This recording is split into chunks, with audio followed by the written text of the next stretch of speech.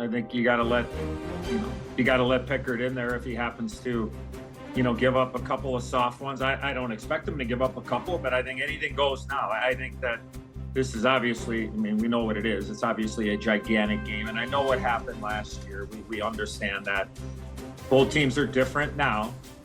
No Hyman, a banged up Ryan Nugent-Hopkins, lineup changes for Edmonton. It's an interesting dilemma, but not for me for the goaltender. I think he's been pretty darn good, and I'm okay with the decision. Eddie, one of the defining, traits of this Oilers team is when we write them off, they have success, right? Start of the year for a couple years in a row, they're done, they're not going to make playoffs, whatever, and then they get hot. You don't need me to explain it all. With Florida, so my point is, we don't know that Florida's going to win this series, win the Stanley Cup again. But if they do, if they manage to look like the team we've seen through a couple games here and they get it done again, I wrote an article that was basically said, I think general managers are going to take the wrong lessons from the Florida Panthers' success. Because I think right now you hear a lot of people saying, you need to be tough. It's because the Panthers are tough, and that's why they win. They're mean, they're gritty, they're whatever. But to me, the lessons are they have great offensive players who play 200-foot games. They commit all over the ice, these guys. Reinhart gets Selke votes, and so does Barkov and Marchand, and they got 6 guys getting Selke votes. What do you think the defining traits are that are leading to the success of this Panthers team for 3 straight years now? Wow. I would say depth for sure. Yeah. The guy in goal he's gone to another level here. I don't think that Bobrovsky, he was pretty good early in that first period, I thought. The other night in Game 3, I know one hit him right square in the mask. The depth of this team, I think the size of this team for sure. But then also the willingness, though, Borny, is for a coach like Paul Maurice, he does play his bench. He doesn't have to, I want to say exhaust his top players, because look, they get the 4-on-4 and they get the power play, whatever. But if he has Nosek, Gadjevich, and Greer out there, like that trio, I thought made a difference the other night in that game. When Greer was out, that's a different look for that line. And I know Boquist has come in and performed well at times in these playoffs for them. And I think he got a chance to be with, I think he was with Barkov earlier in the playoffs. I think he might have scored, maybe in the Toronto series. I can't remember. But anyways, what I'm getting at is I just think that, the depth and size of their team, and they just play a certain way. And like I said, they do have the ability to play any way that you want. And they got some really, really, really good players. There's no question about it. And you look at their back end, it's pretty mobile.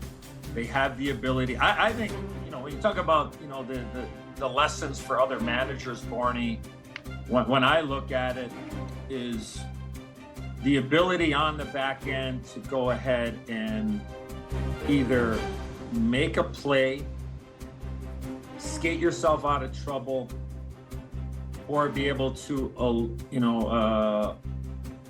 get out of a forecheck, make that one move, and then make the right play out of the zone. Like, I think that their D really has a good job of it. And sometimes it's okay to go around the boards and around the glass and just get it into an area. And that's not just in the neutral zone where they do a lot of high flips, right? Like, they like to just get it into an area, get into a foot race, put some pressure on the other team in a neutral zone. But I think that their defense have the ability to do all of 3 of those things. And by the way, they got a couple of, outstanding defenders back there. Seth Jones has really gone to another level here. Paul Maurice was talking about him the other day, and just about, when he got here, he kind of felt it might take, 6 to 12 months to really kind of get really comfortable here. And he's really grasped what they wanted to do, and he gives them another body back there. Remember, they had Brandon Montour back there, who's a pretty darn good defenseman and can skate you out of trouble. Yep. And Kipper, this is playing forward. We loved when defensemen were able to make a play and just put it right on your tape when you're in stride, or to get out of the zone. And they have guys that are able to do that. I think that really makes a big difference on how they want to play night in, night out. 2 Hall of Famers for us in '94, Leach and Zubov. Simple as that. You know, when I think about what defies the Florida Panthers, and yeah, of course, all of the things that you just mentioned, but the one thing that keeps standing out above all of it for me, Edzo, is they pass the puck better than any team. Like I'm amazed at the way that they can move the puck north, south, east, west, the rim arounds, the clean, the way they can pick up a puck clean on a wraparound and get it back to the middle of the ice. And it's really led for me by the 3 guys up the middle in Barkov, Bennett, and Lundell. Like, no one can touch that middle of the ice. And that's where the domination starts for me, is those 3 guys and their high IQ, especially when it comes to moving the puck. It's a great point, and they have the heaviness, they have the girth. And when I say heavy, I mean they have. I mean, when Barkov gets the puck, I don't know what the numbers are, Borny, but probably when he has the puck, it's probably pretty damn hard to get the puck off of him. Yeah. So, I mean, he's a big body. Lundell has gone to another level here. Marchand has made. He's played terrific for him, and that line, Losterinen and Lundell and Marchand, they've been just absolutely dynamite as a so-called third line, but they're slotted in an absolute perfect spot. Guys are always banged up, and we understand that, but you need those other guys to be able to step up and have games and have a game and a half, and it seems like every time that they need one, somebody is able to do that. So, I mean, it's a great point, the center ice position. You got to be strong down the middle. We know that. Defenseman through the center ice, and then you can work yourself out from there. But those guys are all pretty big bodies, and we know the playoff that's in. Right now, Sam Bennett's the favorite to win the Calder Trophy. Or, I'm sorry, the Conn Smythe Trophy. Sorry, yeah, the MVP.